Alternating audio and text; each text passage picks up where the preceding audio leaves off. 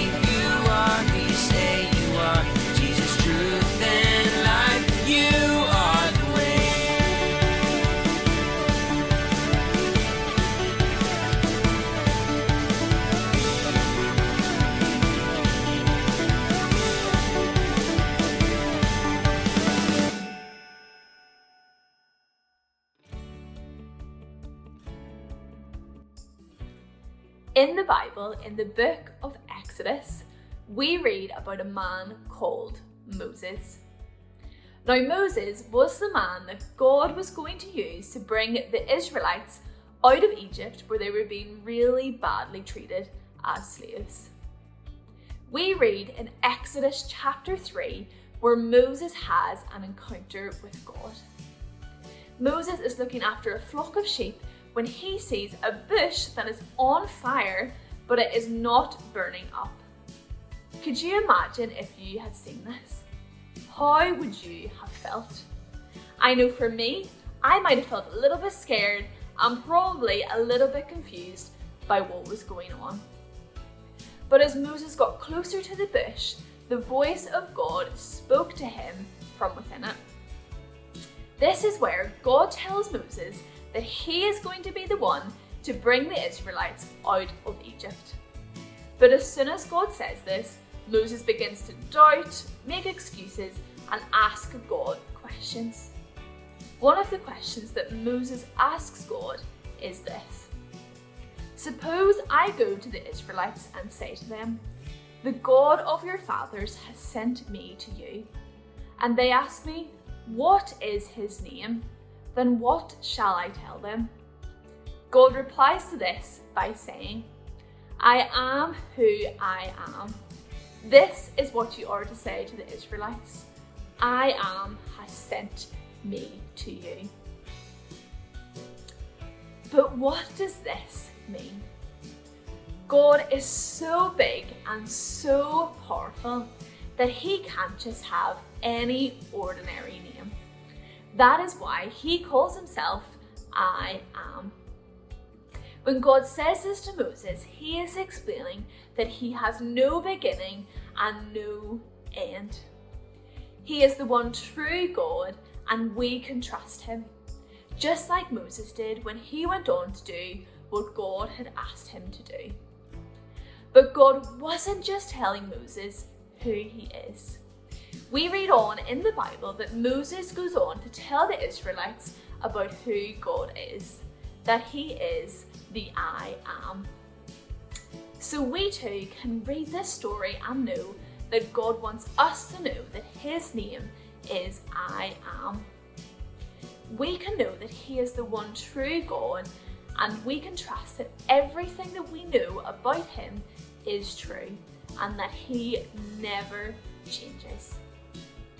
Another amazing thing is this: when Jesus was here on earth, he often described himself by saying, "I am the light of the world.